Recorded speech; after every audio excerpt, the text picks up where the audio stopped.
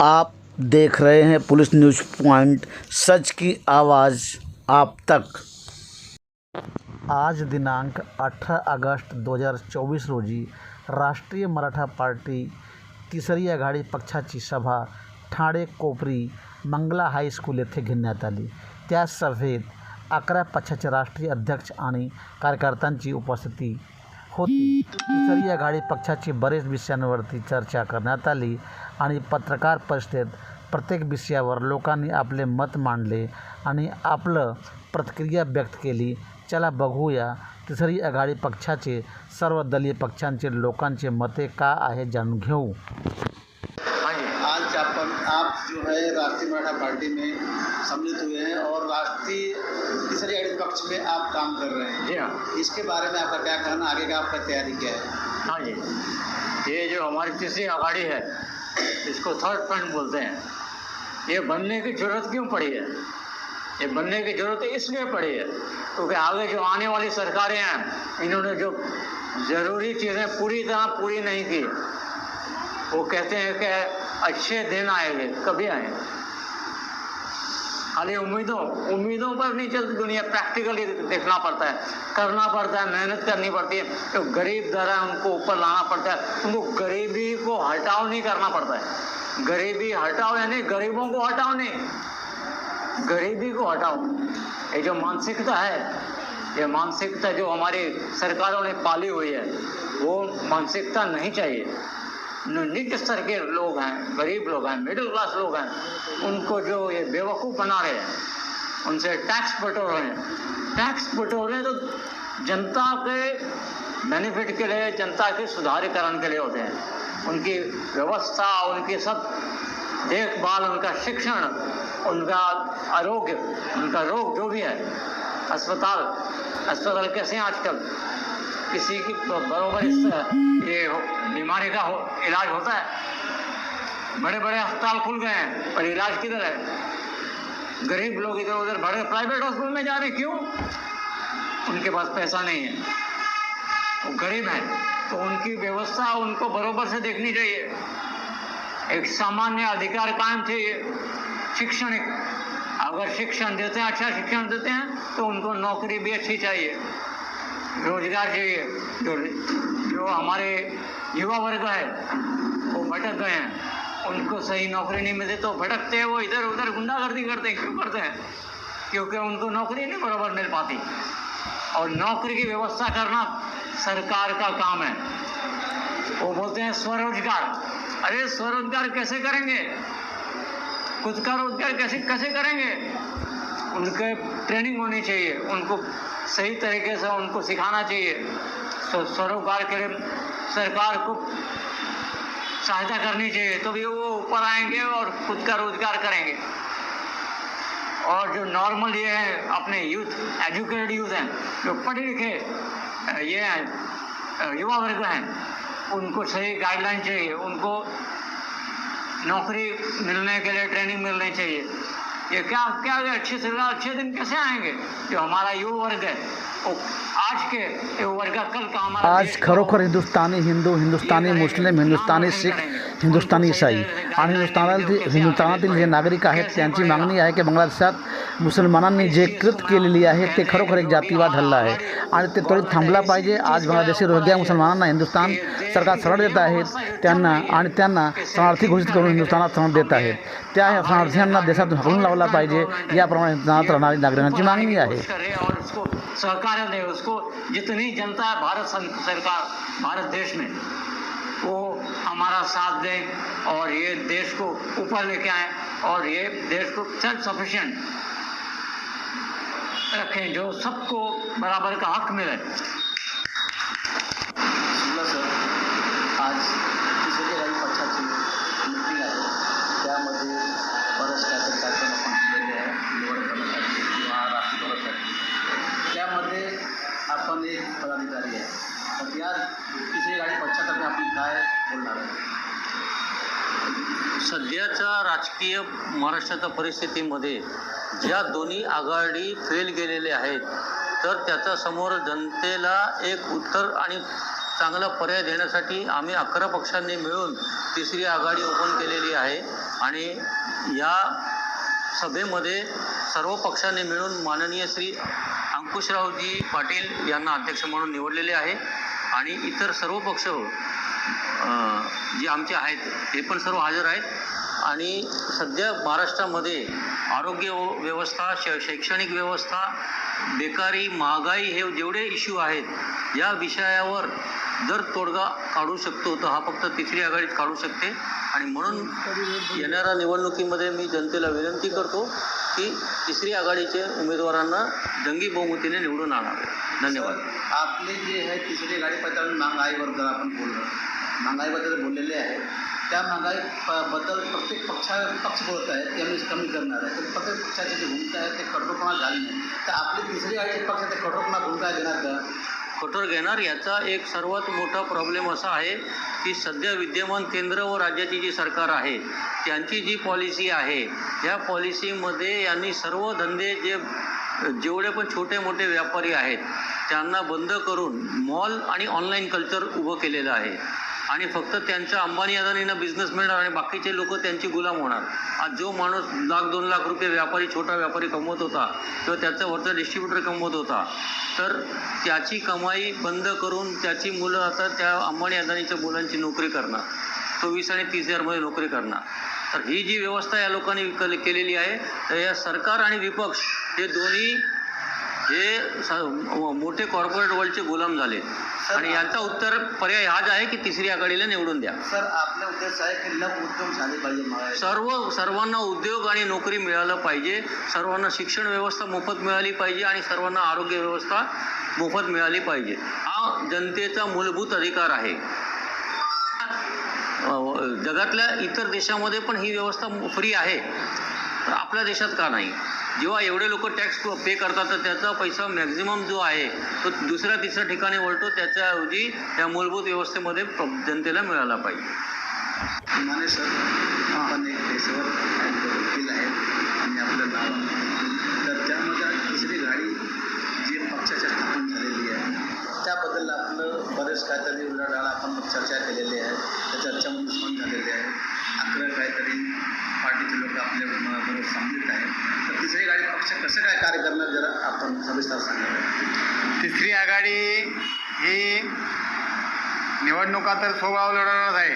त्याच्यामध्ये ज्या काही इथं राष्ट्रीय पक्ष 2 आहेत आणि प्रादेशिक पक्ष असे एकूण सध्या 11च्या आमच्याकडे आकडेवारी आहे. त्यामध्ये आणखीन वाढली तरी आम्ही घेणार आहेत. कमी झाली तरी ती काही कमी करण्यास काही आमची हरकत नाही. पण जे आमच्यासोबत येतील त्यांच्याबरोबर आम्ही काम करणार आहे. आता प्रत्येक पक्षातील उमेदवाराला आणि प्रत्येक पक्षाला स्वतंत्र लढणं शक्य नाही. कारण आता असा एकही पक्ष नाही की तो स्वतंत्र लढतो आहे. जे आहेत ते त्यांनी गठबंधन केले आहेत. तसंच हे आमचं तिसरं गठबंधन आहे आणि आम्ही जे उमेदवार चांगले लोकांसाठी काम करणार आहेत त्यांना निवडून देणार आहे आणि त्यांना आम्ही तिकीट देणार आहे. जरी दुसऱ्या पक्षातला असला आणि त्याला जर तिकडे तिकीट मिळत नाही तरी आम्ही त्याला मी आमच्याकडे आला तर त्याला आम्ही तिकीट देणार. पण तो जनतेचं चांगलं काम करणार असावा.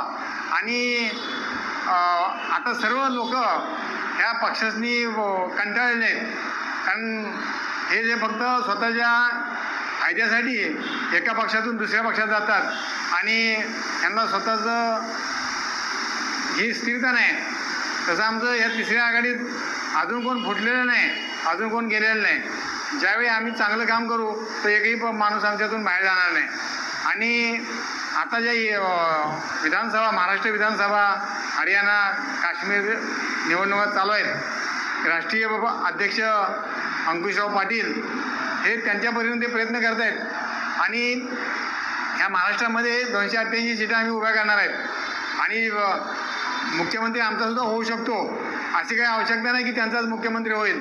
आणि ह्या ज्या काही पक्षानं काही गोष्टी चुकीच्या केल्या आहेत, आंतरवलीमध्ये लाठीचार्ज केला, निरापराध लोकांवरती हल्ला केलेला आहे, हे कोणीही हे करू शकत नाही, नाकारू शकत नाही. कारण तिथे काही नसताना फायरिंग कोणावरती करतात? दंगलखोर आले का तिथे? कसे आदेश दिले ह्याची चौकशी केली का? हे कोणी आदेश दिले? अतिशय ह्या सरकारनं हे काम अतिशय चुकीचं केलेलं आहे. एक वयस्कर लोकांनी लाठीचार्ज करून त्यांना रक्तबंबाळ केलेला आहे. पोलिसांना एवढे आदेश दिले कुठे? जर जिथं लोक दंगल करतात तिथं लोक फायरिंग करत नाहीत आणि इथं जे लोक कीर्तन करतात आणि त्यांच्यावरती फायरिंग करतात, हा कुठला न्याय आहे? हे आमचं तिसरी आघाडी विसरणार नाही आणि ह्याची किंमत ह्या सरकारला सुद्धा मोजावी लागेल ह्यावेळेस. साहेब, महायुती महाआघाडी दोन मोठे पक्ष आहेत. आत्ता तिसरी आघाडी पक्ष आपल्या स्थापन झालेली आहे. तर महायुती आणि महाआघाडीमध्ये आपण जे नावं घेतलेले यांच्या काय कुठल्या कार्य होत नाही, त्याबद्दल आपल्या तिसरी आघाडी पक्षाची काय भूमिका, कठोर भूमिका काय राहील?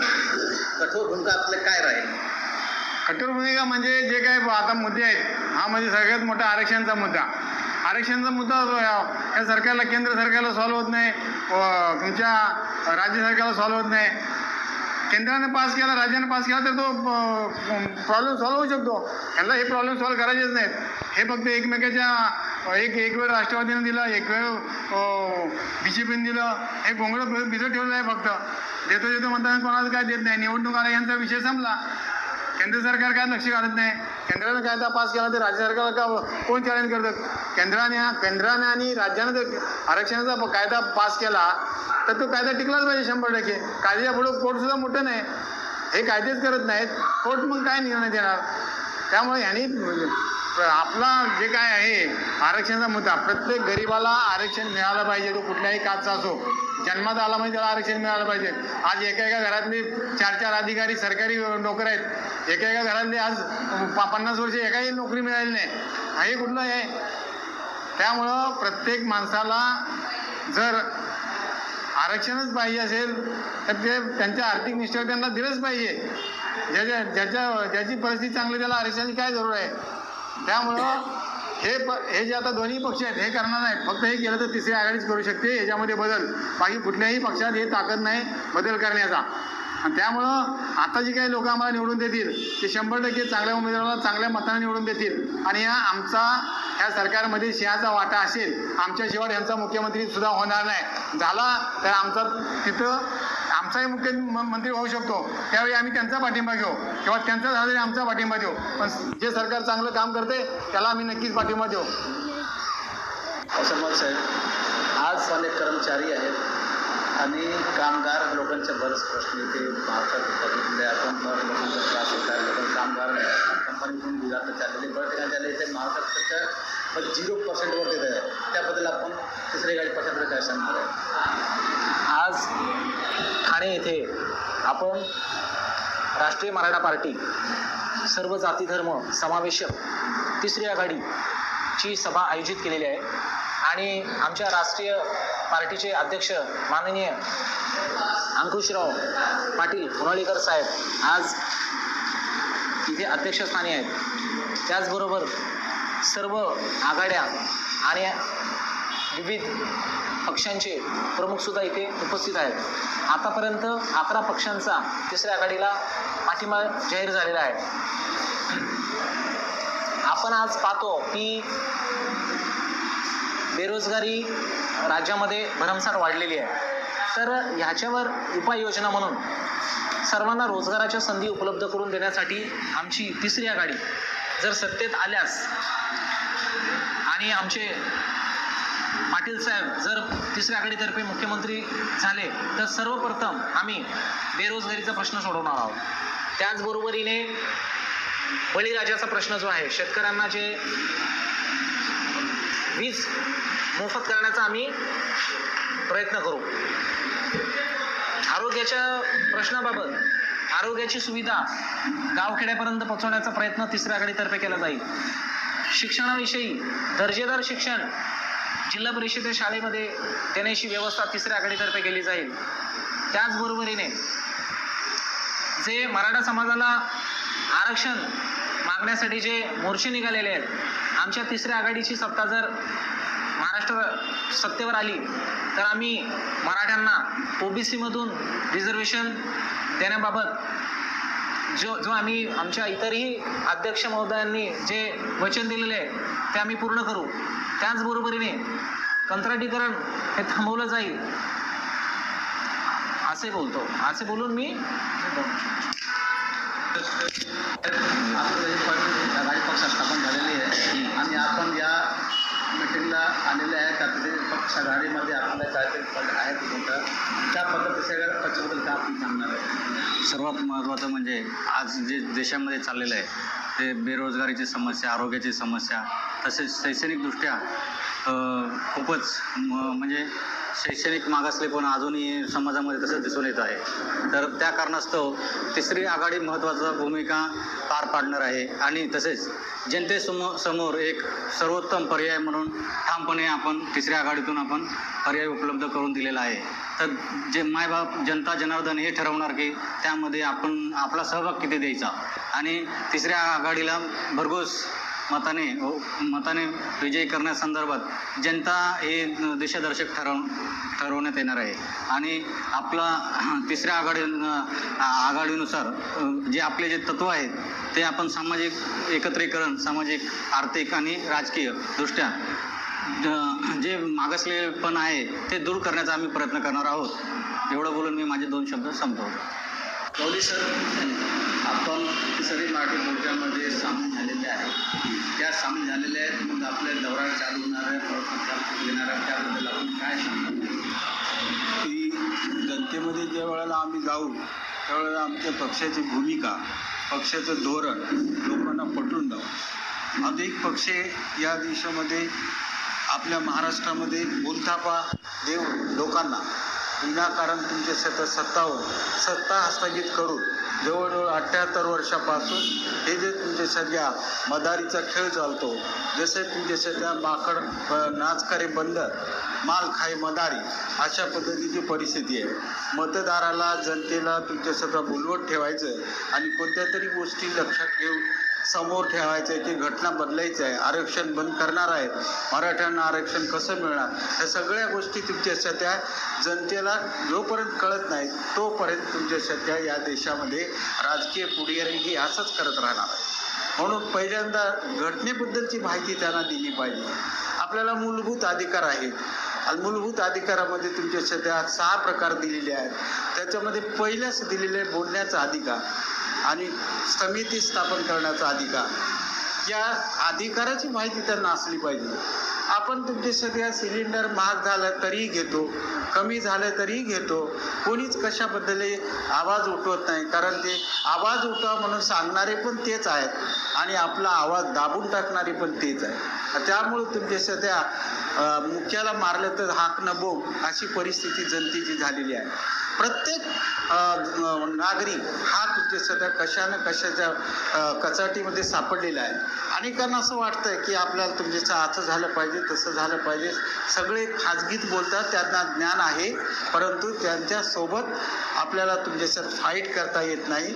म्हणून तुमच्या सध्या लोकांची तुमच्या सध्या एक घसमूट होत आहे. आणि म्हणून या राष्ट्रीय मराठा पक्षाच्या वतीने लोकांना किमान तुमच्या सध्या आता कळेल की प्रत्येक तुमच्या सध्या खेड्यापाड्यात जाऊन आम्ही या पक्षाचा प्रचार करणार, या पक्षाची ध्येय धोरणं समजावून सांगणार लोकांना. आणि एकाच वेळी तुमच्या सध्या आम्हाला काय 70 किंवा तुमचे 80 जागा मिळतील अशी आमची अपेक्षा नाही. किमान लोक नागरिक जागरूक झाले पाहिजे. आणि एक दिवस अशी वेळ येईल की या पक्षाची पण सत्ता येऊ शकते. भाजप पक्ष हा तुमच्या सध्या 77ला 2च माणसाचा पक्ष होता. एक आडवाणी निवडून आले, एक अटल बिहारी आले. नंतर तुमच्या सध्या हळूहळू 120 पर्यंत गेले. नंतर ती तुमच्या सध्या त्याने 2 वेळेस सत्ता हस्तगित केलेली. पक्षाची सुरुवात काय वरतून पडलेली नाही किंवा तुमच्याच काय एकच पक्ष काय सत्ता घेऊन आलेला नाही. इथे सत्ता ही हळूहळू तुमच्या सध्या मिळवावी लागते. आणि लोकांपर्यंत जोपर्यंत आपण पोहोचत नाही तोपर्यंत तुमच्या सध्या लोकांनाही समजत नाही. अवघीच तुमच्या सध्या बाटलीला मटणाला बळी पडून मतं विकले जातात. हे आताच नाही, सुरुवातीच्या काळापासून डॉक्टर बाबासाहेब आंबेडकर सुद्धा असं बोलायचे. एकदा भंडाऱ्यामध्ये तुमच्या सध्या पोटनिवडणुकीमध्ये लोकांनी असं ठरवलं की मतदानच करायचं नाही. तर बाबासाहेब तिथं गेले. मतदान हा तुमचा अधिकार आहे, मी दिलेला आहे, आणि ते एक व्यक्ती एक मत हे तुमच्यासाठी सर्वश्रेष्ठ असल्यामुळे एका मताची किंमत जेव्हा माणूस एकाच मताने हारतो किंवा जिंकतो तेव्हाच ते कळते. आणि म्हणून तुमच्या सध्या हे राष्ट्रपतीला पण एकच मत दिलेलं आहे आणि भाईंदरमध्ये म्हणजे भीक मागणाऱ्या भिकाऱ्यांना पण एकच मत दिलेलं आहे. पण त्या मताची किंमत आपण केव्हा कळतो? एकाच मताने हारतो तेव्हा, 4 मताने हारतो तेव्हा, 5 मताने हारतो तेव्हा ही मतं कोणाची असतील हे ओळखायला येत नाही. म्हणून बाबासाहेब आंबेडकरांनी घटनेत अतिशय सुंदर लिहिलेलं आहे. पण घटना वाचते कोण? किती लोकांना घटना माहिती आहे? राजकीय पुढाऱ्यांना पण माहिती नाही. काही थोडे बोटावर मोजणे एवढे असतील ते त्याच्यामध्ये डॉक्टर गेले पाहिजे, वकील गेले पाहिजे, त्याच्यामध्ये तुमच्यासाठी हे काय कलाकार जाऊन करणार काय? तुम्हाला ज्ञान तरी असलं पाहिजे की नाही? तुम्हाला ज्ञान नाही असं आम्ही बोलू शकत नाही. पण लोकशाहीमध्ये अधिकार दिलेले आहे आपल्याला आणि त्या अधिकारानुसार त्याचा तुमच्यासाठी गैरफायदा घेऊन इतके दिवस या वेगवेगळ्या राजकीय पुढाऱ्यांनी वेगवेगळ्या पक्षांनी भारत देशात फार मोठ्या पद्धतीने तुमच्याचे अन्याय अत्याचार केलेले आहे. महागाई वाढलेली आहे, शिक्षणाचा स्तर बदललेला आहे, या ठिकाणी आरोग्याची व्यवस्था नाही आहे.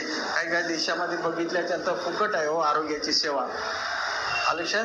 म्हणून या पक्षाच्या वतीने मला जी बोलण्याची संधी दिली या परिषदेमध्ये मला आनंद वाटतो. ते आमचे मित्र तुमचे सध्या या ठिकाणी अंकुशरावजी पाटील आहेत, परमेश्वर तुमचे सध्या देशमुख आहेत, मानेसर आहेत, तर नवीन सगळे पदाधिकारी आलेले आहेत, कमिशनर असलेले आपले तुमचे सध्या वाघमारे साहेब आहेत आणि ते तुमचे सध्या आम्हाला त्यांच्या मार्गदर्शनात आम्ही प्रेरित झालो आणि या पक्षात काम करण्याचं आम्ही वचन दिलेलं आहे.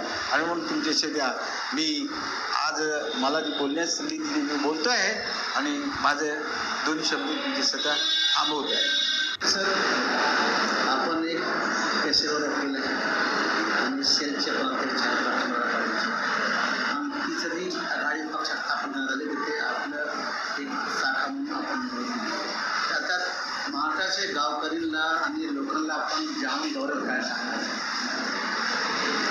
आम्ही संपूर्ण महाराष्ट्रामध्ये ऑल ओव्हर इंडियामध्ये जे काय कॅन्डिडेट्स उभा करणार तिसऱ्या आघाडीतर्फे त्या कॅन्डिडेट्स जे असे घेणार की जे सुशिक्षित असतील, त्यांच्यावरती कुठल्याही प्रकारचे गुन्हेगारी स्वरूपाचे कलम वगैरे नसतील आणि जे सक्षम असतील, जे बोजा सगळ्यांचा उचलू शकतील, त्या अशा कॅन्डिडेटना आम्ही तिकीट देणार. कॅन्डिडेटची इंटरव्ह्यू वगैरे घेणार.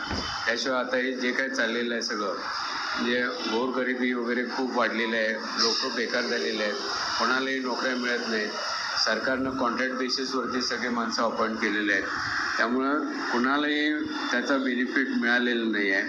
भयंकर अगदी आर्थिक परिस्थिती, मानसिक परिस्थिती आणि खाण्यापिण्याची पण अवस्था अगदी बिकट झालेली आहे लोकांची. कोणाच्याही घरामध्ये गेलं आणि जर जाऊन बुजून पाहिलं तर त्याच्यामध्ये कितीतरी ग्रॅज्युएट, डबल ग्रॅज्युएट असे लोक आहेत, पण त्यांना कुठेही नोकऱ्या नाही आहेत. एक जण तरी केळी विकून डबल ग्रॅज्युएट माणूस तो पोटाचा उदरनिर्वाह करत आहे. ही बेकारी हटण्यासाठी प्रयत्न करणार आणि जे आता लघु उद्योग आहेत त्या लघु उद्योगांचे सगळे कम्प्लिटली त्यांचे पाय मोडलेले आहेत. त्यामुळे त्यांना जे आर्थिकदृष्ट्या सक्षम करून पुन्हा एकदा जोरात अगदी कसा त्यांचा व्यवसाय चालेल इकडे लक्ष देणार. त्यामुळं बऱ्याच लोकांना त्याच्यामध्ये नोकऱ्या मिळतील आणि बेकारी हटेल यातून प्रयत्न करणार. तसेच शेतकऱ्यांच्या ज्या आत्महत्या होत आहेत त्या आत्महत्या थांबवण्यासाठी प्रयत्न करणार. त्या का होतात त्याच्या तळाशी जाऊन बघणार. शेतकऱ्यांच्या जे काय पीक वगैरे काढतात त्यांना योग्य बाजारभाव देणार. शेतकरी जर समृद्ध झाला तर आपला देश सुखी होणार.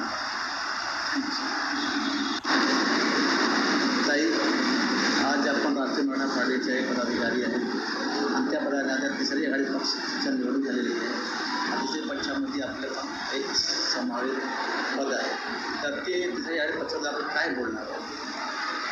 राष्ट्रीय मराठा पार्टीचे अध्यक्ष अंकुशराव उनाळेकर पाटील यांना मी वंदन करते. आजपर्यंत त्यांनी इतकं सुंदर कार्य केलेलं आहे, त्यांच्या कार्याला माझा सलाम आहे. इथे जमलेले सगळे पदाधिकाऱ्यांना मी नमस्ते करून माझं बोलणं एकच आहे की महिलांना जे लाडली बहीण म्हणून जी योजना दिली 1500 रुपये, खूप महिला हुशार आहेत, खूप खुश आहेत, आनंद घेत आहेत, सगळं काही मान्य आहे. पण माझा एकच मुद्दा होता की ह्याच्याऐवजी जर तुम्ही इलेक्ट्रिक बिल जर कमी केलं असतं, दुसरी गोष्ट, तुम्ही सिलेंडर जे देतात 1000 रुपयापर्यंत नेलं होतं, 200-250चं हा सिलेंडर तुम्ही 1000च्या पार केलं होतं, ते कमी केलं असतं. ह्याच्यामध्ये तुम्ही जे आता निर्णय टाकतायत की भावाला पण देऊ, बहिणीला पण देऊ, तर हे न करता एक सरासर विचार करून जर पक्षांनी सगळ्यांचा नीट विचार केला असता तर मला जास्त आवडलं असतं. इथे आमची जी तिसरी आघाडी जी आली आहे, हाच निर्णय घेण्यासाठी आली की प्रत्येकाचा न्याय हा योग्य मिळालाच पाहिजे, त्यांना आरक्षण मिळालंच पाहिजे. आरक्षणचा विषय आम्ही दिल्लीला चांगला छेडला होता आणि तो लोकांना पटला पण होता आणि जरांगे साहेबांना सुद्धा आम्ही स्वतः जाऊन भेटून आलो, त्यांनाही आमचा मुद्दा पटलेला आहे. आज अंकुशराव पाटलांची एवढी मेहनत आहे या सगळ्या गोष्टी मागे, म्हणून आम्ही सगळे कार्यरत आहोत त्यांच्याबरोबर कार्य करण्यासाठी. धन्यवाद. ताई एक 4 लाख जायचे आहे की आपण क्रेडी आहे, क्रेडी जे आहे धर्मगतीला गृहात काय लागते आपल्याला, लाईट बिलं, पाणी बिलं, टॅक्स वगैरे लागते, हे 1500 सुद्धा आपल्या थांबणार नाही. जे बहिणी लाडकी बहीण योजना चालू केलेली मुख्यमंत्र्यांनी, त्याबद्दल आपलं विरोध होतं की हे न करून आपल्या गृहिणीला काय लागलं ना त्याला आपण देणार होतो, तर ते दिली नाही. फक्त लाडका भाऊ लाडका बहिणीचे उद्योग लावले साहेबांनी, तर त्याबद्दल आपल्याला काय म्हणायचं सांगा. कसं आहे, उत्साह आहे. रक्षाबंधनाचा उत्सव म्हणून त्यांनी निमित्त ठेवलं आणि लाडकी बहिणीला म्हणून तो 1500 विषय त्यांनी मांडला. हे कुठवर पोचणार आहे?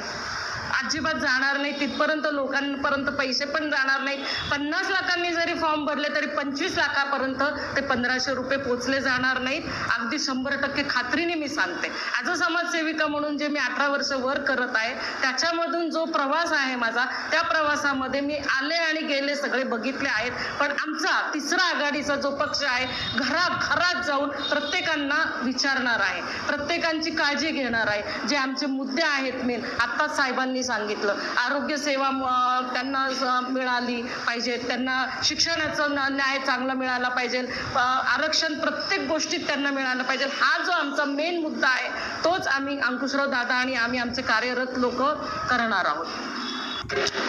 आज एक राष्ट्रीय मराठा पार्टीतर्फे तिसरी गाडी पक्षाने मिळून उभा केलेली आहे, त्याबद्दल आपलं काय सांगणार लोकांना.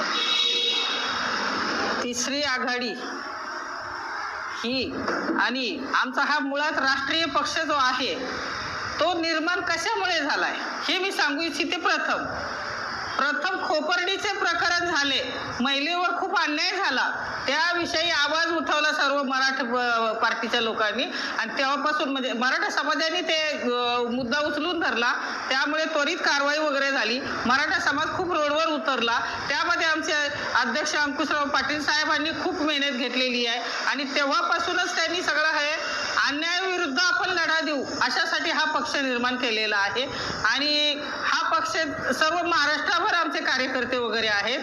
आमचे अध्यक्ष खूप मेहनत घेत आहेत.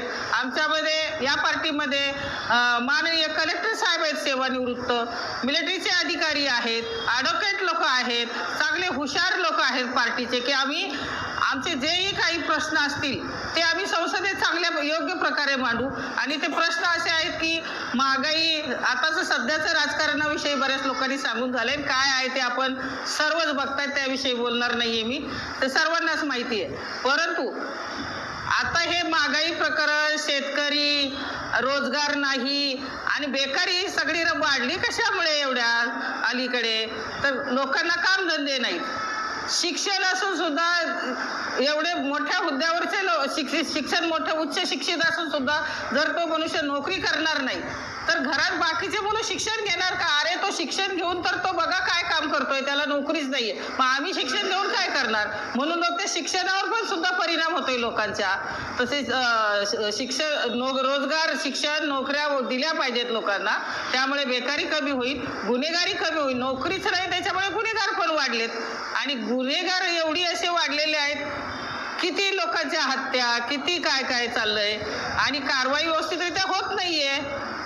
कायद्याचा थोडासा कुठेतरी ढिलाईपणा पडतोय आणि महिलांवर तर चालत्या बोलत्या महिलांवर रोडी चालणं सुद्धा मुश्किल झालेलं आहे. किती अन्याय, हॉस्टेलच्या मुलींवर अन्याय, रेल्वेमध्ये आपले हे दिल्लीचं ते याचं प्रकरण, निर्भया प्रकरण, काय काय प्रकरणं चालू आहेत, महिलांवर किती अन्याय चालू आहेत.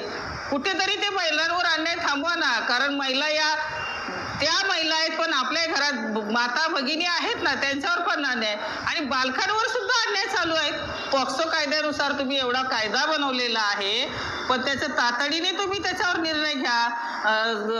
फास्ट ट्रॅक कोर्ट आहे, तिथे महिलांचे प्रश्न हे करा आणि ताबडतोब अशा लोकांना शिक्षा होईल असं तुम्ही बघा. फास्ट ट्रॅक कोर्ट तुम्ही चालवले, नुसतं नाव फास्ट ट्रॅक, परंतु त्याचा फॉलोअप करा ना. आरोपीला जर कडक शिक्षा जर झाली तर असे गुन्हे घडणार नाहीत ना.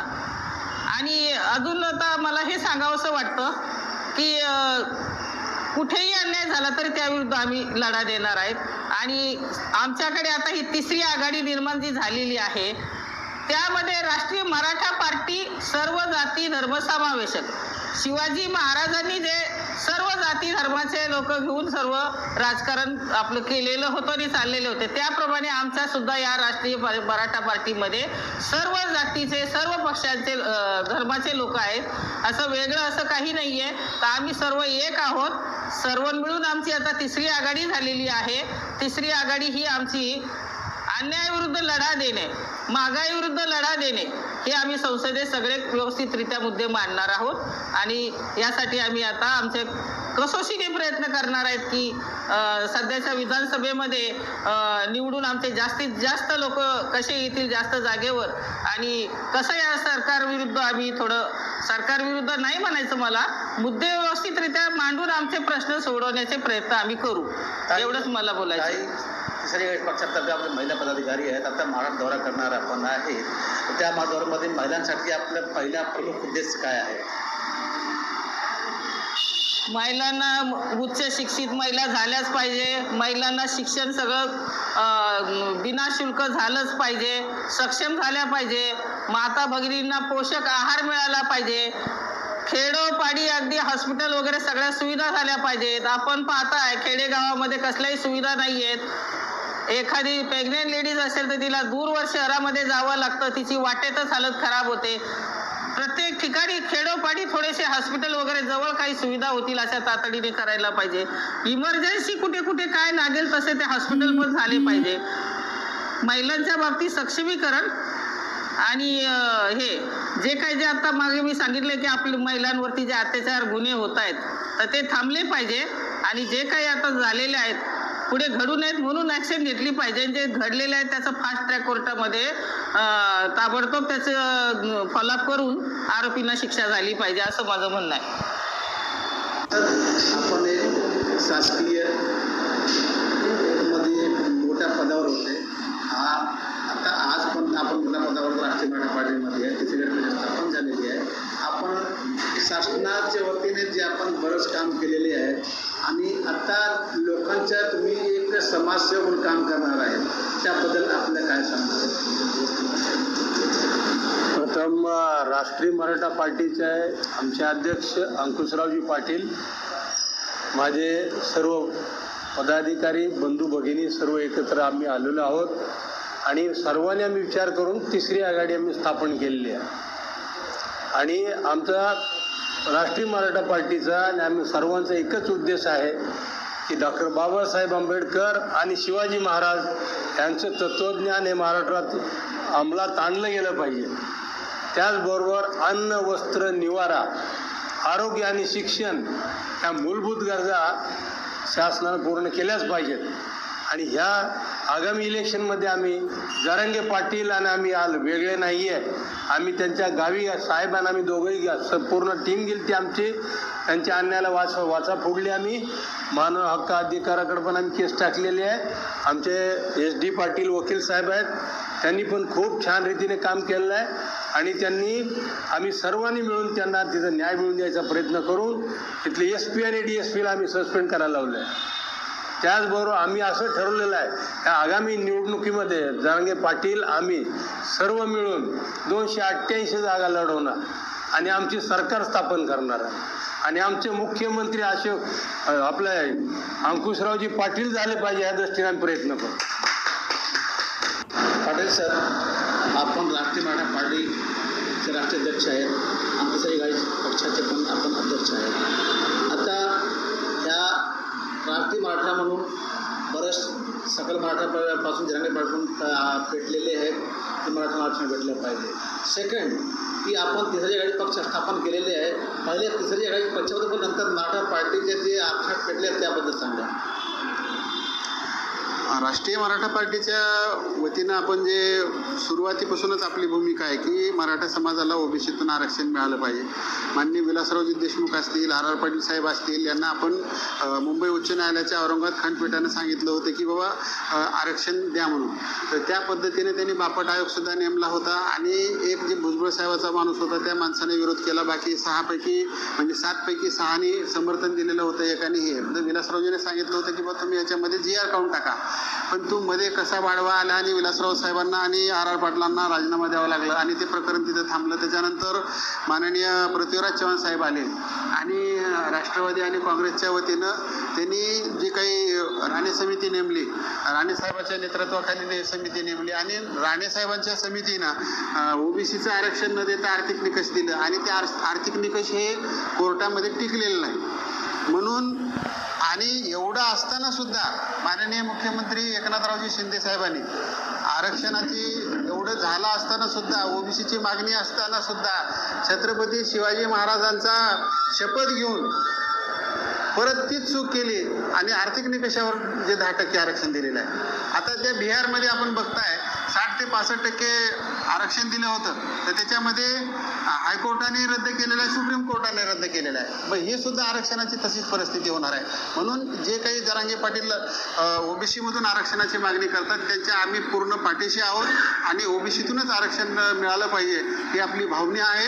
आणि राष्ट्रीय मराठा पार्टी आणि तिसरी आघाडी सरकार जर आली तर आरक्षणाचा मुद्दा जो आहे मराठा समाजाचा तो प्राधान्याने सोडवण्यात येईल, लिंगायत समाजाचा सोडवण्यात येईल. त्याच्यामध्ये ब्राह्मण आहेत, कोमटी आहेत, जे ओबीसीमध्ये आलेले आहेत त्यांना सुद्धा आपल्याला त्याचा लाभ देता येईल. आणि जे आर्थिकदृष्ट्या जे दुर्बल लोक आहेत, ज्याला शिक्षण नाही, नोकरी नाही, आरोग्याच्या शिक्षण सुविधा नाहीत, अशा सगळ्या सुविधा ज्या आहेत तर त्या आम्ही राष्ट्रीय मराठा पार्टीच्या वतीनं सोडवण्याचा प्रयत्न करू आणि निश्चित करू. सर, जरांगे पाटीलांना आपण निवडून आहे की या तिसऱ्या पक्षात आपण सामील आहोत, त्याबद्दल त्यांची भूमिका काय आहे? जरांगे पाटलांची जी भूमिका आहे की आम्ही प्रत्यक्ष जाऊन भेटलो आम्ही त्यांना की त्यांना एक अशी इच्छा आहे की आणखी शासन आपल्याला आरक्षण देईल आणि मी फक्त सोशल आहे, सोशलच काम करणार आहे, मी राजकारणात येणार नाही अशी त्यांची भूमिका आहे. आणि जर आचारसंहिता लागण्याच्या अगोदर समजा ते वाट पाहत आहेत आणि जर समजा आचारसंहिता लागली आणि जर त्यांनी जर आरक्षण नाही दिलं तर निश्चित त्यांनी सोशल त्यांचं काम सुरू केलेलं आहे आणि पॉलिटिकल आपलं काम केलेलं आहे. म्हणून हे आम्ही दोघंही एकत्र मिळून आम्ही काम करून जरांगे पाटील जे सुचवतील ते उमेदवार आपण निश्चित देऊ ना. आपण सगळ्यांनी विचार करून आपण त्याचा विचार करूया, मेरिटवर आपण देऊया, काही प्रश्नच नाही, आपण एकत्रच आहोत. सर, शासनाने त्यांना फिर्याद दिलायला तिकीटला दिले होते की तुमच्या अर्थ करतो. नंतर आता 31 तारखेला साहेब जरांगे पाटील साहेब यांनी जर पूर्ण झालं तर आम्ही पूर्ण याला विधानसभेला आपला आमदार उभा करतो, त्याबद्दल आपलं काय आहे? बिलकुल उभा केलं तर स्वागतच आहे आपलं. आपला पक्षच आहे उभा टाकण्यासाठी, त्याच्यामुळे स्वागतच आहे. आपण जे काही उमेदवार देतील त्यांना आपण त्याचा सगळे मेरिट बेसिसवर आपण उमेदवारी देऊया, काहीच अडचण नाही. सगळे पक्ष सोबत आहेत आपल्या. तिसऱ्या आघाडीचे सगळ्यांचा विचार करून आपण देऊया, काहीच नाही, निश्चित.